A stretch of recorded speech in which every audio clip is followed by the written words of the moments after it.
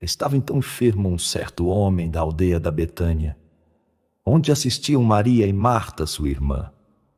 Aquela era a mesma Maria que espalhara sobre o Cristo Senhor cheiroso bálsamo e a limpara-lhe os pés com seus cabelos. O enfermo era o irmão chamado Lázaro.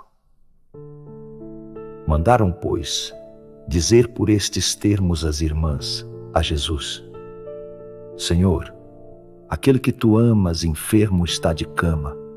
Ouvindo isto, Jesus assim falou: não se encaminhe à morte esta moléstia, mas a dar glória a Deus, para que seja o Filho seu glorificado nela.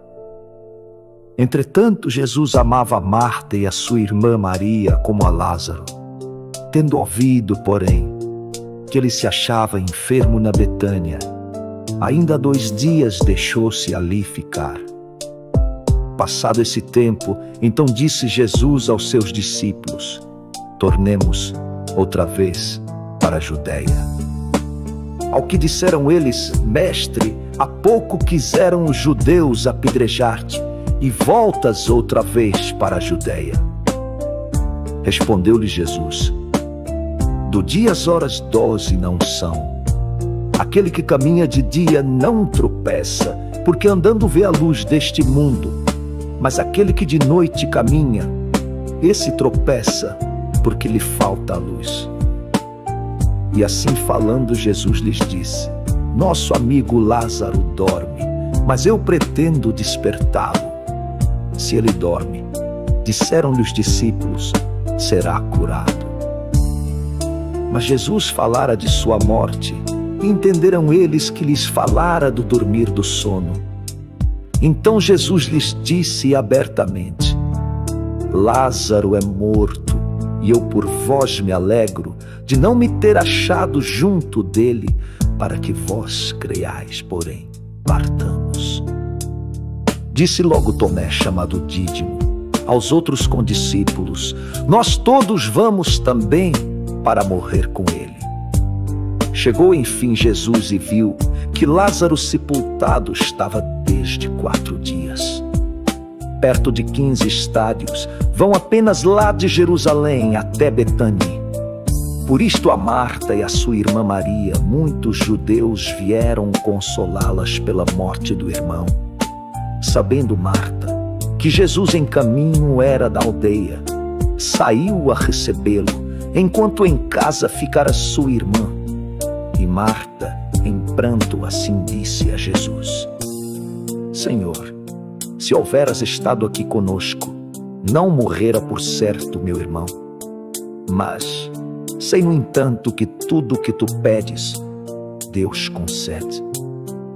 Respondeu-lhe Jesus, por estes termos: sim, teu irmão ressurgirá. E Marta lhe disse: eu sei que ressurgir ele há de no último dia.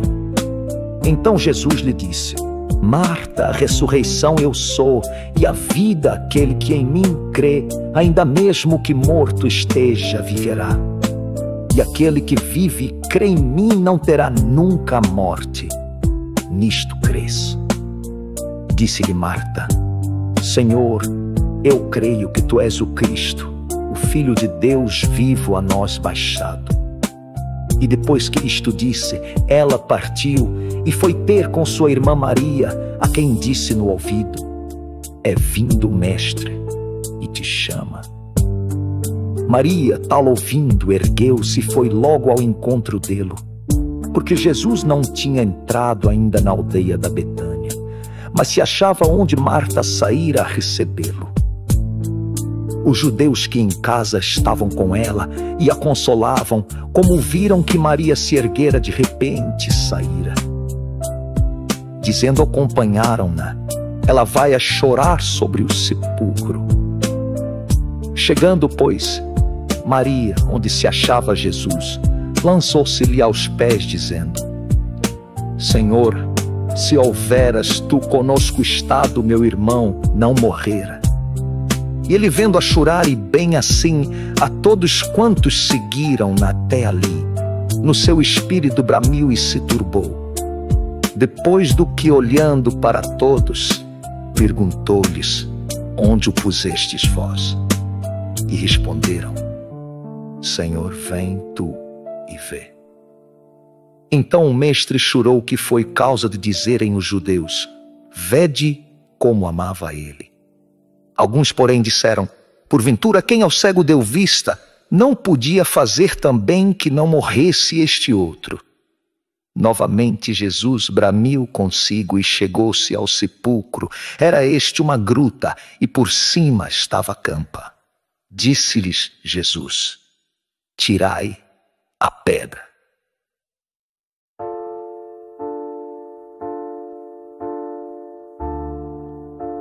Marta, a irmã do defunto, sim lhe disse: Senhor, já cheira mal, pois que ele é morto de 4 dias.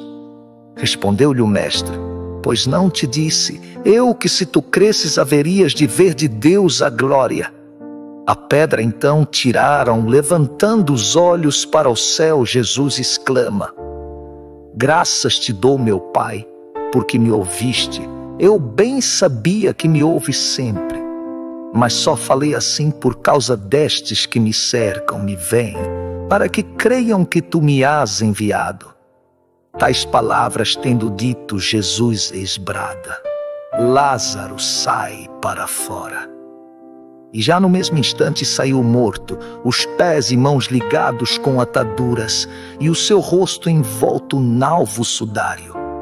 Assim, aos mais falando, disse Jesus então por estes termos: desatai-o, deixai que se erga e ande.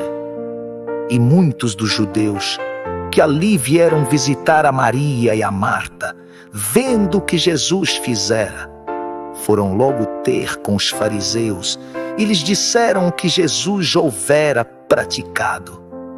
Em conselho ajuntaram-se os pontífices e os fariseus, dizendo: que faremos? Quantos milagres não pratica este homem? Se o deixarmos obrar, crerão só nele e virão destruir-nos os romanos esta nossa cidade e escravizar-nos. Mas um deles, Caifás, que era o pontífice daquele ano, falou-lhes nestes termos: não sabeis coisa alguma, nem pensastes que vos convém, a vós, que morra um homem pelo povo, e que toda não pereça deste modo a nação. Isto não disse ele mesmo de si, mas, sendo príncipe dos padres nesse ano, profetara que devia Jesus perder a vida não só pela nação, mas mesmo ainda para os filhos de Deus, que eram dispersos, reunir num só corpo, e desse dia em diante cuidavam só nos meios de ver como podiam dar-lhe a morte, de sorte que Jesus não mais de público se via entre os judeus, mas retirou-se a uma terra vizinha do deserto, a cidade de Efrém assim chamada, e ficou-se por lá com seus discípulos.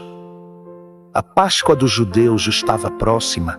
Muitos daquela terra, então, chegando lá em Jerusalém, onde eles iam às purificações que eram de uso, procuravam a Jesus, e ali no templo uns aos outros diziam deste modo: que julgais de não ter vindo ele à festa?